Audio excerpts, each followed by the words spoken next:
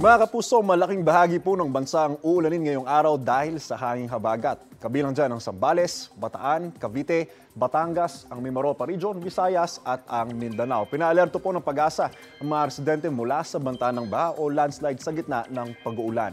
Ang Metro Manila naman, mga kapuso, na labing bahagi ng Luzon ay posible pa rin makaranas ng mga local thunderstorm at wala naman pong epekto sa lagay ng ating panahon ngayong Lunes ang binabantayang low pressure area. Nabataan po yan ng Pag-asa sa layong 1,155 kilometers east-northeast ng extreme northern Luzon.